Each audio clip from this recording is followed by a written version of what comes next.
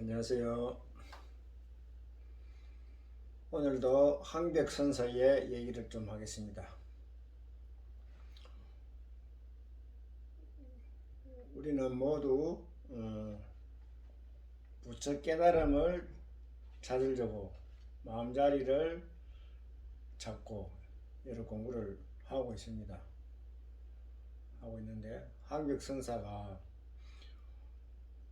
얘기를 했습니다. 우리는 오직 하나의 마음이 곧 부처이니 부처와 중생이 전혀 다를 바가 없다 그랬습니다.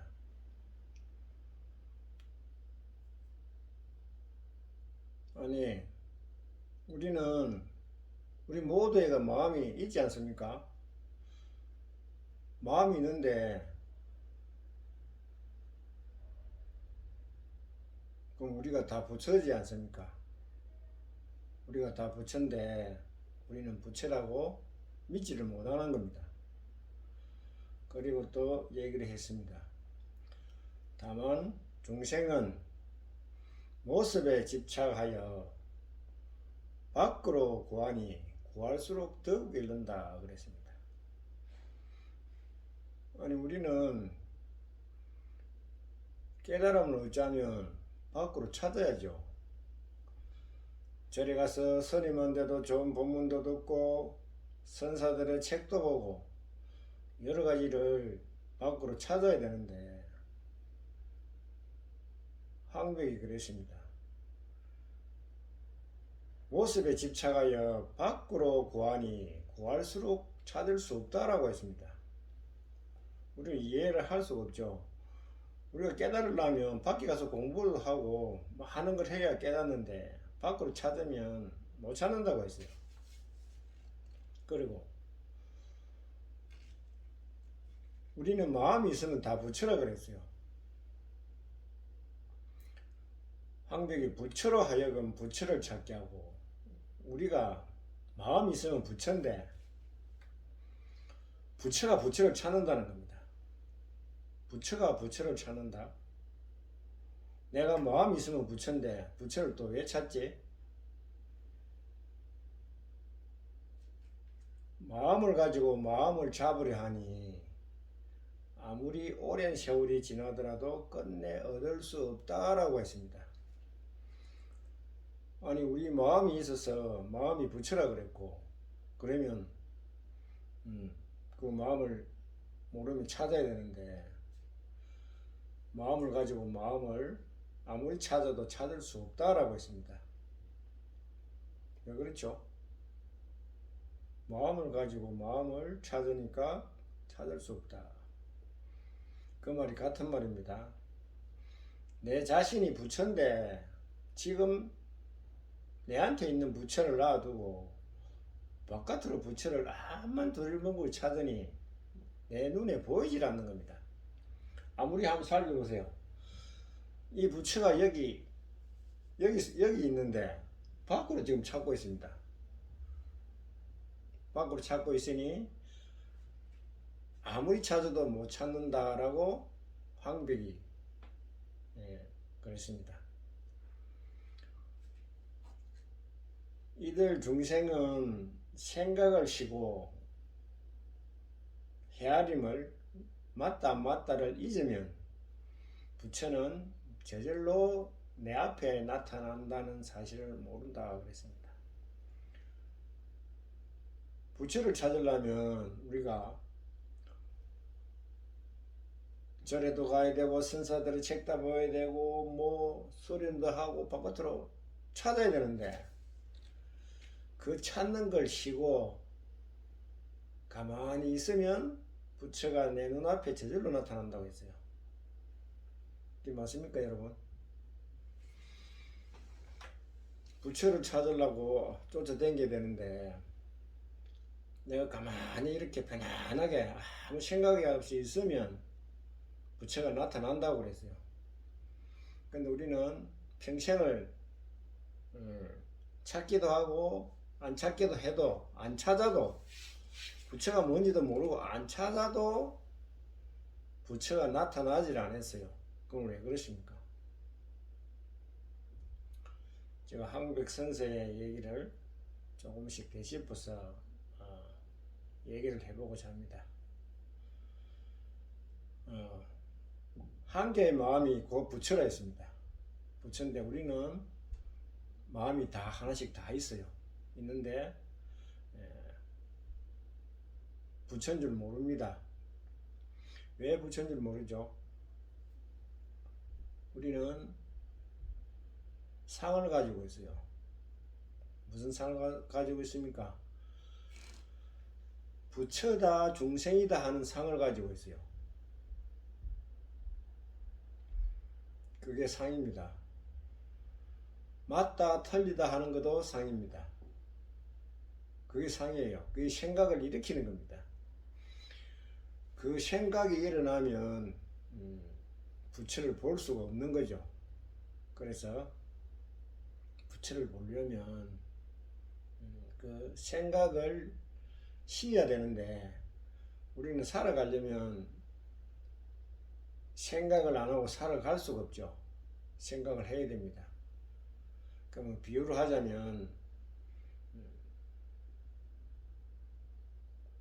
큰 못이 있는데 그 못에는 바람이 불지 않을 땐 표면이 잔잔하죠. 아주 잔잔합니다. 바람이 안 불면. 그 바람이 안 부는 그 잔잔한 그 모습이 아무것도 물결이 일어나지 않을 때 모습이 그게 우리 마음을 비유로 한 겁니다. 마음이 잔잔한 호수처럼 마음이 일어나지 않을 때, 생각이 일어나지 않을 때, 맞다 안 맞다가 일어나지 않을 때가 그게 부처자리 마음이라는 겁니다. 부처자리 마음이 일어나지 않았을 때가 부처자리라는 겁니다. 그 자리가 부처라는 거예요. 그래서 황백이 마음이 있으면 다 부처라고 했는 말이 그 말입니다. 그런데 중생이 모습에 집착을 하여서 밖으로 구하니 구할수록 못 찾는다라고 했습니다. 부처를 찾으려고 생각을 일으키는 거예요. 우리가 잔잔한 호수에서 바람이 불면 물결이 일어나죠.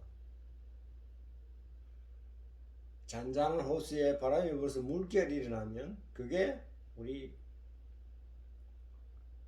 생각입니다. 생각이 잔잔한 마음이 고요하게 있다가 밖에 활동도 해야 되고 부처도 사야 되고 마음도 찾아야 되니까 그걸 찾으려니까 마음이 일어나는 거예요. 마음이 일어나니 그 잔잔한 호수에 바람이 부니 물결이 생긴 거예요. 물결이 생기면 우리가 부처도 찾고 마음도 찾고 살아가는 하면서 생각하는 모습이 물길인 겁니다. 우리 모습이. 그래서 물길이 일면 중생이고 그 잔잔한 호수가처럼 마음이 평정하면 그 자리가 부처라는 겁니다. 그래서 우리한테 마음이 있으면 부처고 그 마음에 물결이 일어나면 그걸 중생이라 그러는 겁니다. 그래서 중생이 부처가 되고 부처가 중생이 되는 겁니다.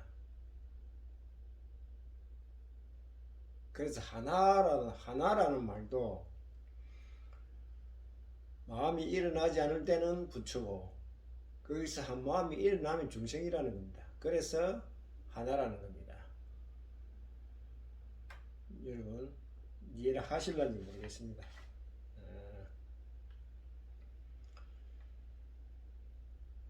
부처와 중생이 특별한 것은 아닙니다. 특별한 건 아닌데 그 특별한 게 아닌 게 정말 마음을 일으키지 않을 수 있으면 되는데 그 마음을 안 일으키기가 정말 어려운 거예요. 항상 바람이 우리 마음에는 항상 물길이 항상 일어나는 겁니다. 물길이 일어나니 그걸 중생이라고 그래요. 그런데 어느 순간에 그 물길이 일어나지 않고 마음의 물결입니다. 조용해지면 그게 부처라는 거예요. 그래서 그 부처 자리를 조금씩 찾아가려면 우리를 자기 자신을 돌아봐야 됩니다. 황벽선사는 밖으로 찾으면 죽을 때까지 못 찾는다고 했습니다. 그래서 밖으로 찾으면 안 돼요. 내가 부처인데 밖으로 찾으면 부처가 보이겠습니까? 안 보입니다. 그래서 제가 방법을 일러드리는데 그 부처를 찾아보려면 내가 내 자신을 돌아봐야 돼요. 내 자신을 어떻게 돌아보냐면 우리는 살아가면서 말도 하고 행동도 하고 모든 걸 다 해야 돼요. 그런데 내가 한 말과 행동이 내가 하는 행동은 다 옳다고 생각을 하는데 상대가 들으면 다 틀릴 수 있습니다. 그래서 내가 말하기 전에 행동하기 전에 내가 나를 돌아보면 내가 내 마음을 안으로 찾는 거예요. 그게 내 마음을 밖으로 찾는 게 아니고 안으로 찾는 겁니다. 그래서 습관적으로 내가 내 말과 행동을 항시 내가 바르게 하고 있는지를 돌아보시면 자기의 부처자리, 잔잔한 마음자리를 찾아가는 방법이 되겠습니다. 한번 참고하시고 한번 자기 돌아보는 생각을 해보시기 바랍니다. 오늘은 여기까지 하겠습니다. 감사합니다.